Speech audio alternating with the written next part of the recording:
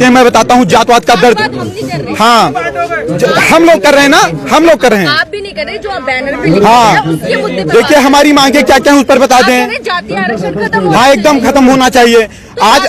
हाँ हाँ बस एकदम उसी पर बता रहे हैं आपको, उसी पर बता रहे हैं। क्या टाइटल लगा, एक सेकंड हम बोलने दीजिए ना बीच में। क्या टाइटल लगाना जातवाद है? अगर टाइटल लगाना जातवाद है तो पासवान भी लगाते हैं, यादव भी लगाते हैं, वर्मा भी लगाते हैं, शर्मा भी लगाते हैं, तिवारी भी लगाते हैं, मिश्रा भी लगाते हैं, पाड़े भी लगाते हैं। ये जातवाद नहीं है।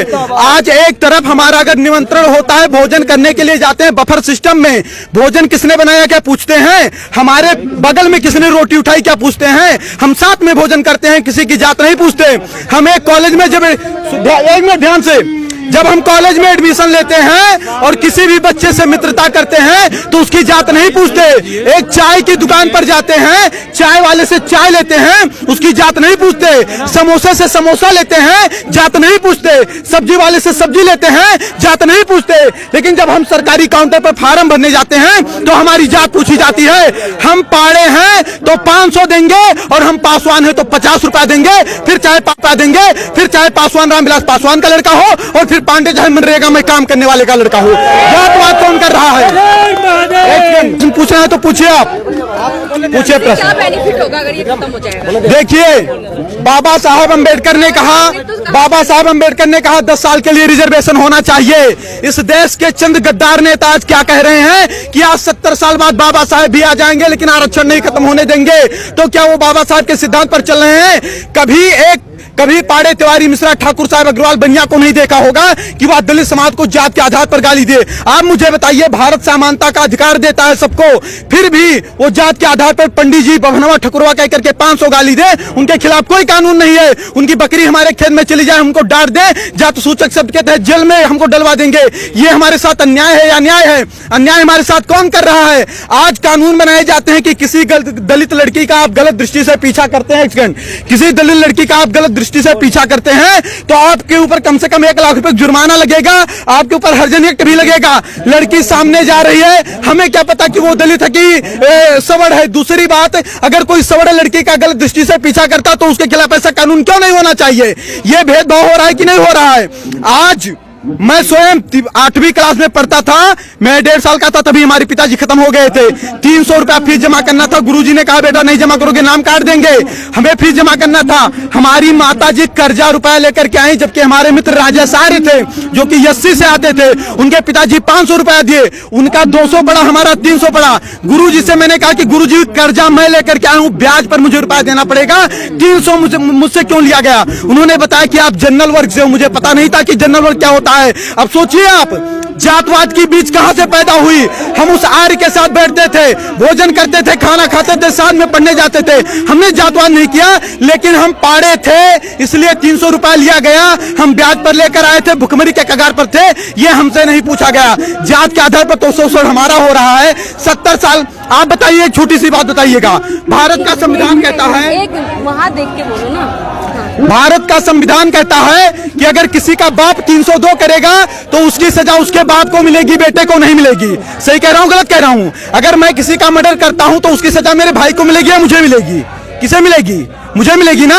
तो सोचिए 1947 के पहले जो शोषण हुआ, ना शोषण करने वाले जिंदा हैं और जिनका शोषण हुआ ना वो जिंदा हैं। फिर उसका बदला 1999, 92 और 95 में पैदा होने वाले बच्चे से क्यों लिया जा रहा है?